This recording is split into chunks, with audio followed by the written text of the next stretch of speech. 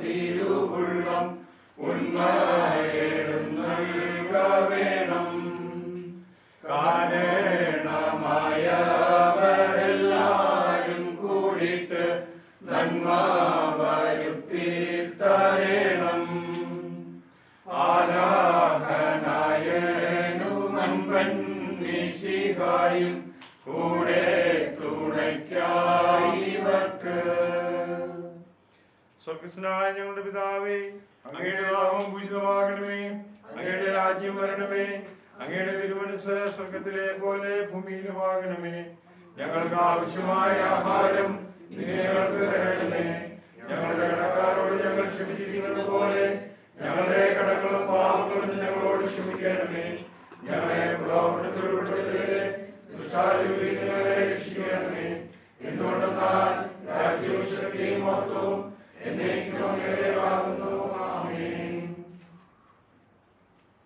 പൂർവ്വികമായ ഇസ്ഹാക്കിനെ സ്വന്തം വംശത്തിൽ നിന്ന് ഭാര്യ അന്വേഷിച്ചു. അബ്രാഹത്തിന്റെ, ഇസ്ഹാക്കിന്റെ, യാക്കോബിന്റെ ദൈവമേ, അങ്ങയെ ഞങ്ങൾ ആരാധിക്കുകയും സ്തുതിക്കുകയും ചെയ്യുന്നു.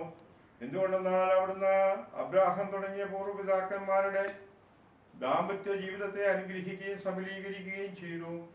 ഇപ്പോൾ വാഗ്ദാനം ചെയ്യുന്ന ജിബിനെ കാരുണ്യപൂർവ്വം കടാക്ഷിക്കണമേ. ഇവരുടെ ജീവിതത്തിലേക്ക് അവിടുത്തെ സ്നേഹത്തിന് മുദ്രിച്ചാർ പകരണമേ.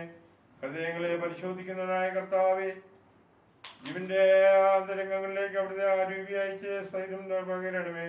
ഹൃദയപൂർവ്വം നിഷ്കളമായി അങ്ങ് ആശ്രയിച്ച് വിവാഹ സമ്മതം നടത്തുവാൻ ഈ ദാസൻ പ്രാപ്തനായി ഭവിക്കട്ടെ. നിത്യപിതാവും പുത്രനും പരിശുദ്ധാത്മാവുമായ സർവേശ്വരാ. പൗലോസ്ലീഹ കൊളോസ്യർക്ക് എഴുതിയ ലേഖനം 4-ാം അധ്യായം 2 മുതലുള്ള തിരുവചനങ്ങൾ.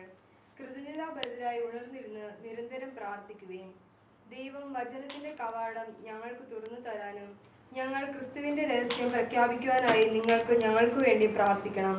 ഇതിനായിട്ടാണല്ലോ ഞാൻ ബന്ധനസ്ഥനായിരിക്കുന്നത്.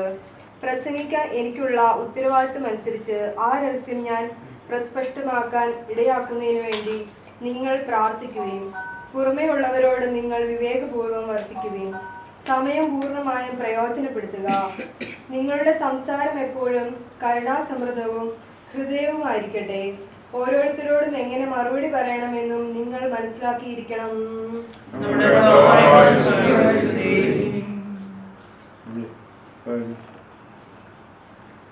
ദൈവപിതാ